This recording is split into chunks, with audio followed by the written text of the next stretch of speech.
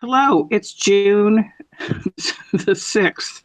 Today we are going to be reading a story that neither of us have read before. It's called The Garden of Forking Paths. It's written by George Louis Borges in 1941. And before we get started, let me just say that we're only going to read the story, and then another episode we will do a discussion of the story.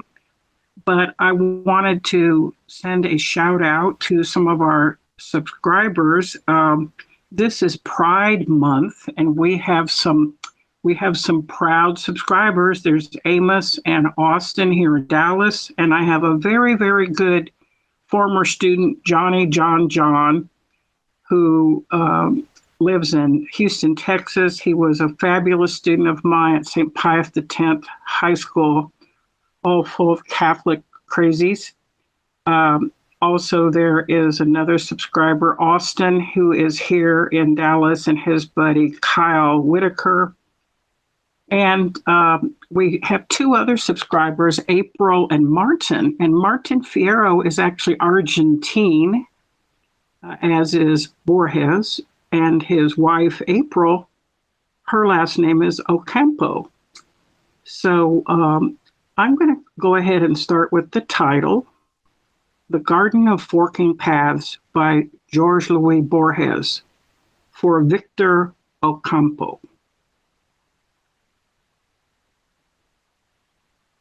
Now you can read. Okay, thank you. I didn't know you wanted me to take over. Thank you very much. On page 22 of Liddell's Heart, History of World War I, you will read that an attack against the Serre Mount Bon line by 13 British divisions, supported by 1,400 artillery pieces, planned for the 24th of July 1916, had to be postponed until the morning of 29th. The torrential rains, Captain Liddell Hart comments, caused this delay, an insignificant one to be sure. The following statement, dictated, reread, and signed by Dr. Yu Tsun, former professor of English at the Hochschule at Tsingtao, throws an unsuspected light over the whole affair. The first 2 pages of the documents are missing. And I hung up the receiver. Immediately afterwards, I recognized the voice that had answered in German. It was that of Captain Richard Madden. Madden's presence in Victor Runeberg's apartment meant the end of our anxieties, but this seemed, or should have seemed, very secondary to me. Also, the end of our lives.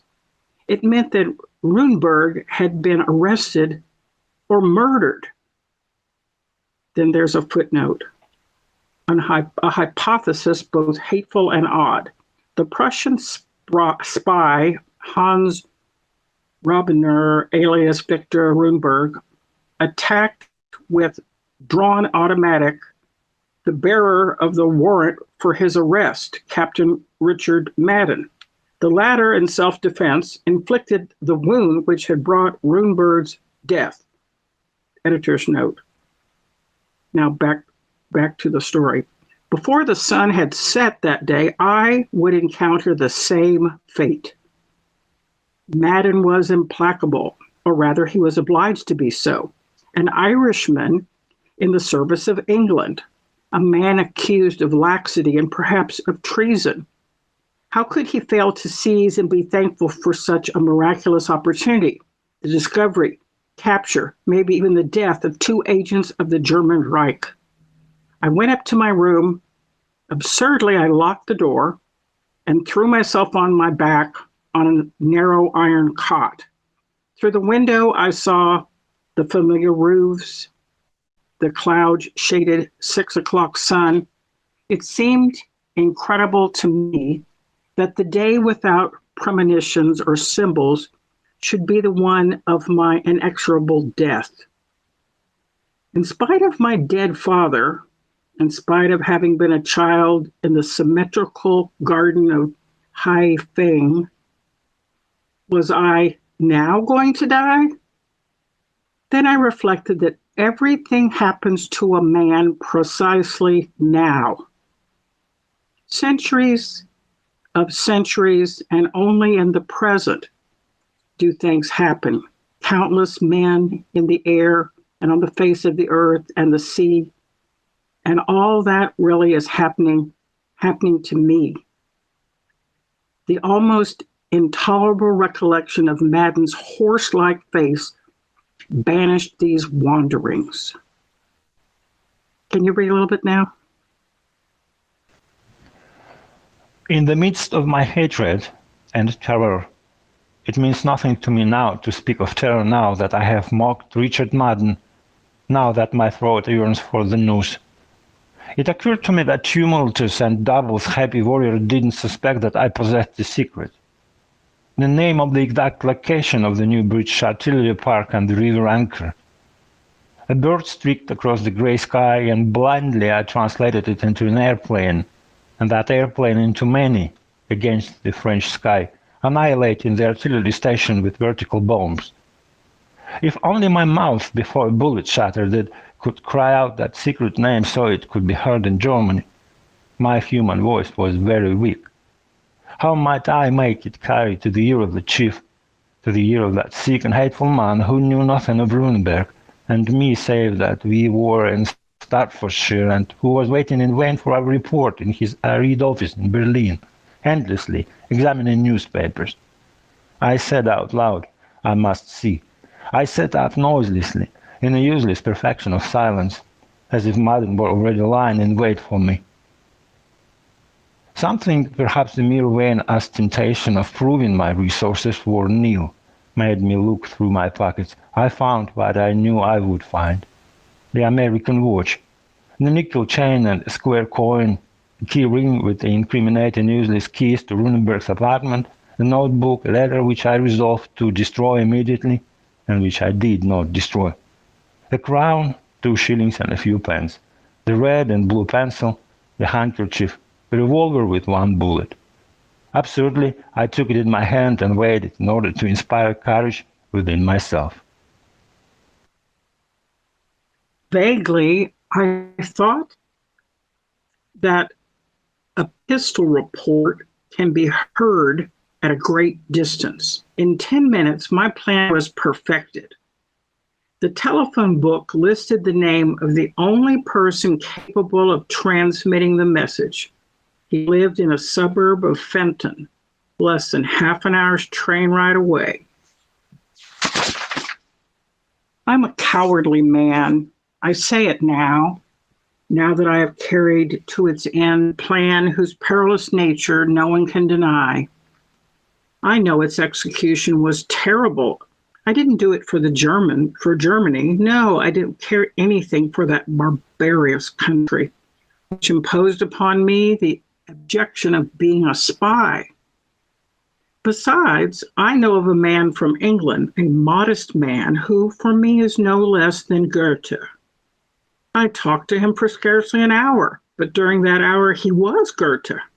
I did it because I sensed that the chief somehow feared people of my race, for the innumerable ancestors who merged within me. I wanted to prove to him that a yellow man could save his armies. Besides, I had to flee from Captain Madden. His hands and his voice could call at my door at any moment. I dressed silently, bade farewell to myself in the mirror, went down the stairs, scrutinized the peaceful street, and I went out. The station was not far from my home, but I judged it was wise to take a cab. I argued that in this way I ran less risk of being recognized, and the fact that in the deserted street I felt myself visible and vulnerable, infinitely so. I remember that I told the cab driver to stop a short distance before the main entrance. I got out with voluntary, almost painful slowness. I was going to the village of Ash Grove, but I bought a ticket for a more distant station. The train left within a few minutes at 8:50. I hurried The next one would leave at 9:30. There was hardly a soul on the platform. I went through the coaches. I remember a few farmers, a woman dressed in mourning, a young boy who was reading with fervor the annals of Tacitus, a wounded and happy soldier. The coaches jerked forward at last. A man who I recognized ran in vain to the end of the platform. It was Captain Richard Madden. Shattered, trembling, I shrank into the far corner of the seat, away from the dreaded window. From this broken state, I passed into an almost abject felicity. I told myself that the duel had already begun, and that I had won the first encounter by frustrating, even for 40 minutes, even if by a stroke of fate, the attack of my adversary. I argued that the slightest of victories foreshadowed a total victory. I argued, no less fallaciously, that my cowardly felicity proved that I was a man capable of carrying out the adventure successfully. From this weakness, I took strength that didn't abandon me. I foresee that man will resign himself each day to more atrocious undertakings.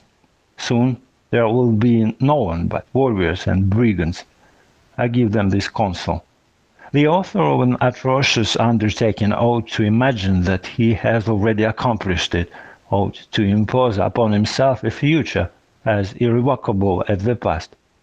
Thus I proceeded, as my eyes of a man already dead registered the elapsing of the day, which was perhaps the last, and the diffusion of the night.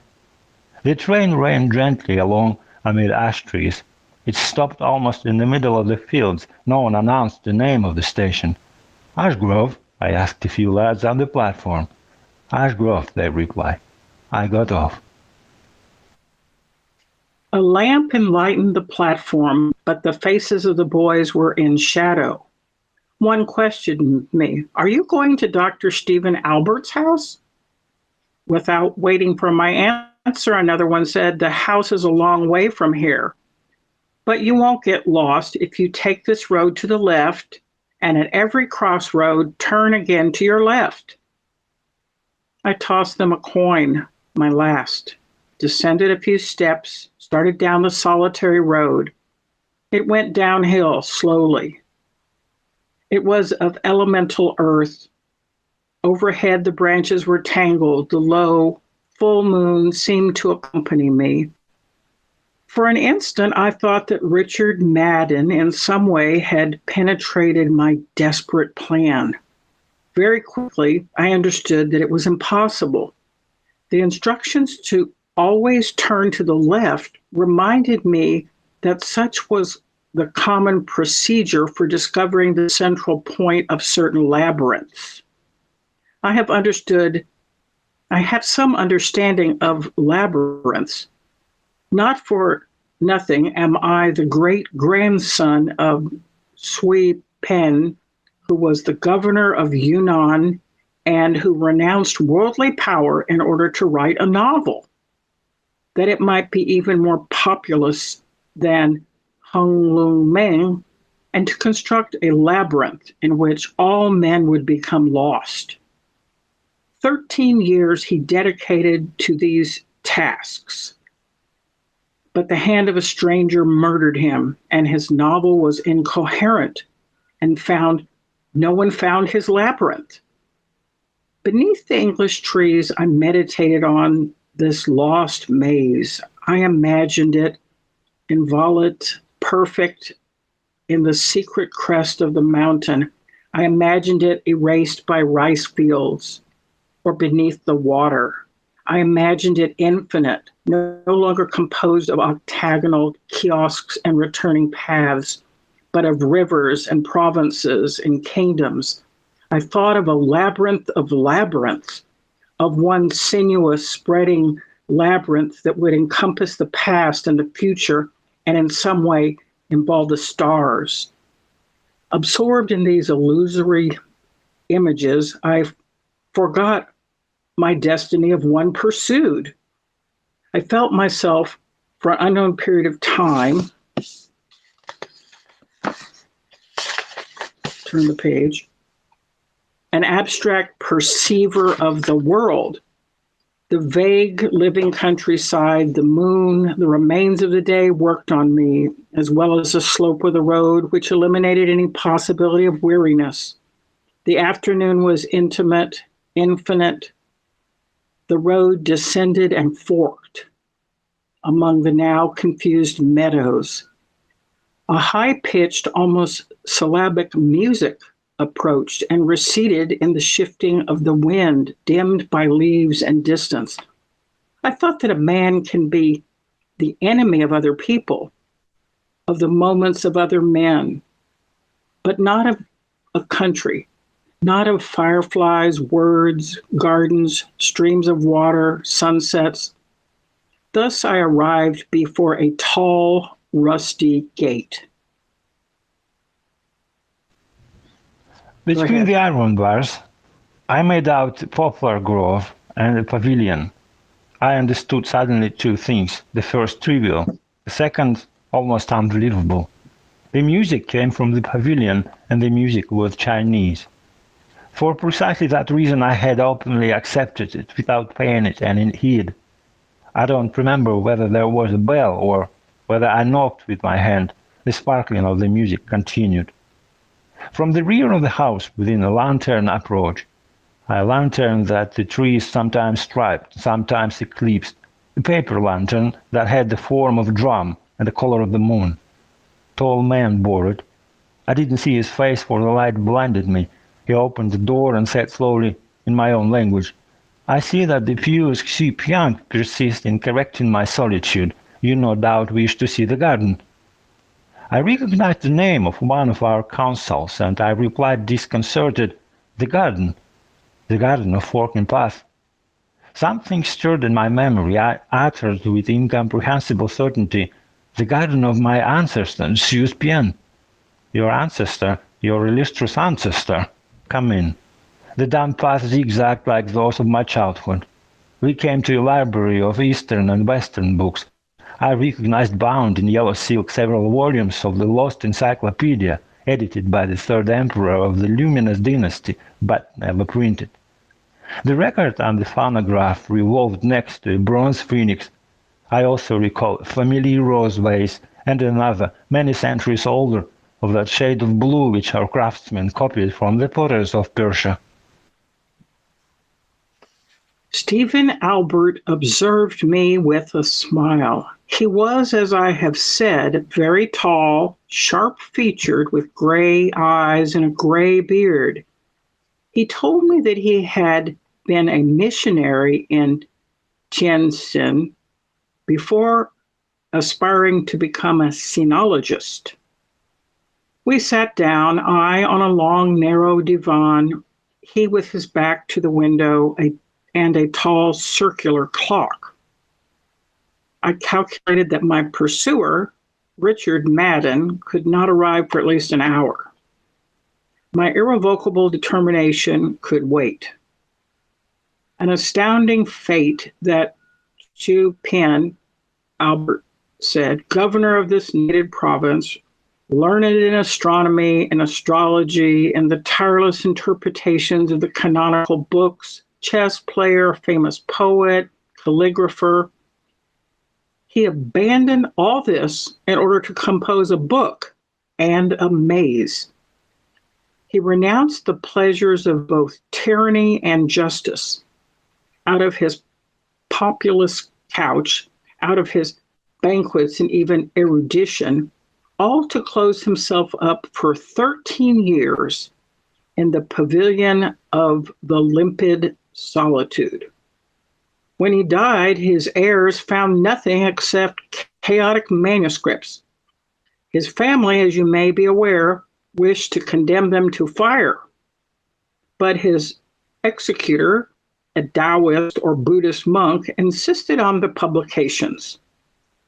We, descendants of Xu Pian, I replied, continued to curse that monk. The publication was senseless. The book is an indeterminate heap of contradictory drafts. I examined it once. In the third chapter, the hero dies. In the fourth chapter, he's alive. As for the other undertakings, his labyrinth, here is Chu Pen's labyrinth, he said, indicating a tall, lacquered desk. An ivory labyrinth, I exclaimed. A minimum labyrinth. It's a labyrinth of symbols, he corrected, an invisible labyrinth of time. To me, the barbarous Englishman had been entrusted the revelation of this diaphanous mystery. After more than 100 years, the details are irretrievable, but it is not hard to conjecture what happened. Chu Pei must have said once, "I'm withdrawing to write a book." And another time he said, "I am withdrawing to construct a labyrinth." Everyone imagined these two works. To no one did it occur that the book and the maze were one and the same thing. The pavilion of limpid solitude stood at the center of the garden that was perhaps intricate, that circumference could have suggested to the heirs of the physical labyrinth. Chen Tzu died, and no one in the vast territories were his came upon the labyrinth. The confusion of the novel suggested to me that it was the maze. Two circumstances gave me the correct solution to the problem.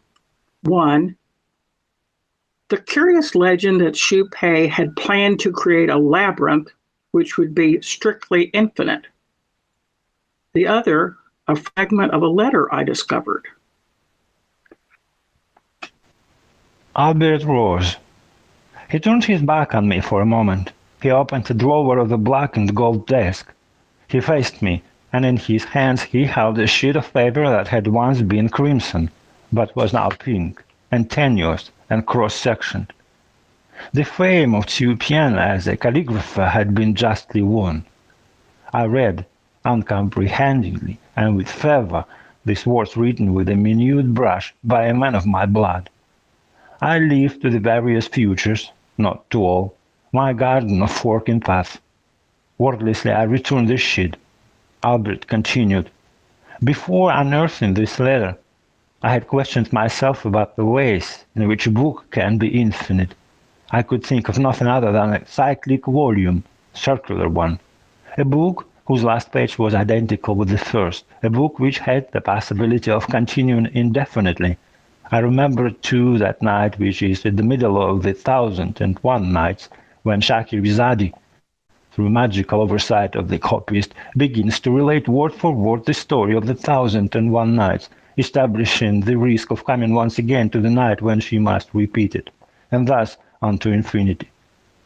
I imagined as well as the Platonic, hereditary work, transmitted from father to son, in which each new individual adds a chapter or corrects with pious care the pages of his elders. These conjectures diverted me, but none seemed to correspond, not even remotely, to the contradictory chapters of Tzu Pian. In the midst of this perplexity I received from Oxford the manuscript you have examined. I lingered naturally on the sentence, I leave to the various futures, not to all, my garden of forking path. Almost instantly I understood the garden of forking path was the chaotic novel. The phrase, the various futures, not to all, suggested to me the forking in time, not in space. A broad rereading of the work confirmed the theory. In all fictional works, each time a man is confronted with several alternatives, he chooses one and eliminates the other. In the fiction of Tzu Pian, he chooses simultaneously all of them. He creates in this way diverse futures, diverse times which themselves also proliferate and fork. Here then is the explanation of the novel's contradictions. Fang, let us say, has a secret. A stranger calls at his door. Fang resolves to kill him. Naturally, there are several possible outcomes. Fang can kill the intruder can kill Fang, they both can escape, they both can die, and so forth. In the work of Tzu Pian, all possible outcomes occur. Each one is the point of departure from the other forkings. Sometimes the paths of this labyrinth converge. For example, you arrive at this house, but in one of the possible paths you are my enemy, in another my friend. If you will resign yourself to my incurable pronunciation, we shall read a few pages. His face, within the vivid circle of the lamplight, was unquestionably that of an old man, but with something unalterable about it, even immortal. He read with slow precision two versions of the same epic chapter. In the first, an army marches to a battle across a lonely mountain. The horror of the rocks and the shadows makes the men undervalue their lives, and they gain an easy victory. In the second, the same army traverses a palace where a great festival is taking place. The resplendent battle seems to them a continuation of the celebration, and they win the victory. I listened with proper veneration to these ancient narratives, perhaps less admirable in themselves than the fact that they had been created by my blood and were being restored to me by a man of a remote empire in the course of a desperate adventure on a Western Isle. I remembered the last words, repeated in each version like a secret commandment. Thus fought the heroes, tranquil their admirable hearts, violent their swords, resigned to kill and to die. From that moment on, I felt about me and within my dark body an invisible, intangible swarming. Not the swarming of the divergent, parallel, and finally coalescent armies, but more inaccessible, more intimate agitation that they in some manner prefigured. Stephen Albert continued, I don't believe that your illustrious ancestor played idly with these variations. I don't consider it credible that he would sacrifice 13 years to the infinite execution of a rhetorical experiment. In your country, the novel is a subsidiary form of literature. In Xu Pian's time, it was a despicable form. Xu Pian was a brilliant novelist, but he was also a man of letters who doubtless didn't consider himself a mere novelist. The testimony of his contemporaries proclaims, and his life fully confirms, his metaphysical and mystical interests. Philosophic controversy usurps a good part of the novel. I know that of all problems, none disturbed him so greatly nor worked upon him so much as the abysmal problem of time. Now then, the latter is the only problem that doesn't figure in the pages of the garden. He doesn't even use the word that signifies time. How do you explain this voluntary omission? I proposed several solutions, all unsatisfactory. We discussed them. Finally, Stephen Albert said to me, in a riddle whose answer is chess, what is the only prohibited word? I thought for a moment and replied, the word chess. Precisely, said Albert. The Garden of Forking Paths is an enormous riddle or parable whose theme is time. This recondite cause prohibits its mention. To omit a word always, to resort to inept metaphors and obvious paraphrases is perhaps the most emphatic way of stressing it. That is the tortuous method preferred in each of the meanderings of this indefatigable novel by the oblique Chu pen. I have compared hundreds of manuscripts. I have corrected the errors that negligence of the copyist had introduced. I have guessed the plan of this chaos. I have reestablished, I believe I have reestablished the primordial organization. I have translated the entire work. It is clear to me that not once does he employ the word time. That explanation is obvious. The Garden of Forking Paths is incomplete, but not false. Image of the universe as Xu Ping conceived it. In contrast to Newton and Schopenhauer, your ancestor did not believe in uniform absolute time. He believed in an infinite series of times, in growing dizzy net of divergent, convergent, and parallel times. The network of times which approached one another forked, broke off, or were unaware of one another for centuries, embracing all possibilities of time. We do not exist in the majority of these times. In some you exist, not I, in others I, not you, in others both of us. In the present one, which a favorable fate had granted me, you have arrived at my house. In another one, while crossing the garden, you found me dead. In another one, I utter these same words, but I am a mistake, a ghost. In every one, I pronounced, not without a tremble to my voice, I am grateful to you and revere you for your recreation of the garden of Tzu-Pien. Not in all, he murmured with a smile. Time forks perpetually toward innumerable futures. In one of them I am your enemy. Once again I felt the swarming sensation of which I have spoken. It seemed to me that the humid garden that surrounded the house was infinitely saturated with invisible persons. Those persons were Albert and I, secret, busy, and multiform in other dimensions of time. I raised my eyes, and the tenuous nightmare dissolved. In the yellow and black garden there was only one man, but this man was as strong as a statue. This man was approaching along the path, and he was Captain Richard Madden.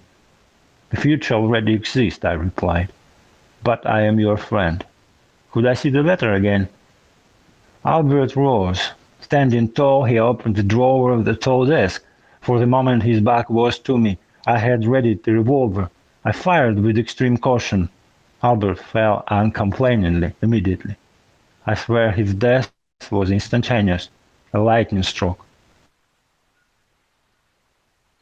The rest is unreal, insignificant. Madden broke in, arrested me. I've been condemned to the gallows. I have won out abominably. I have communicated to Berlin the secret name of the city they must attack. They bombed it yesterday. I read it in the same papers that offered to England the mystery of the learned sinologist Stephen Albert, who was murdered by a stranger, one Yu Chen. The chief had deciphered this mystery. He knew my problem was to indicate, through the uproar of the war, the city called Albert. And I found no other means to do this than to kill a man of that name. He does not know, no one can know, my innumerable contrition and weariness.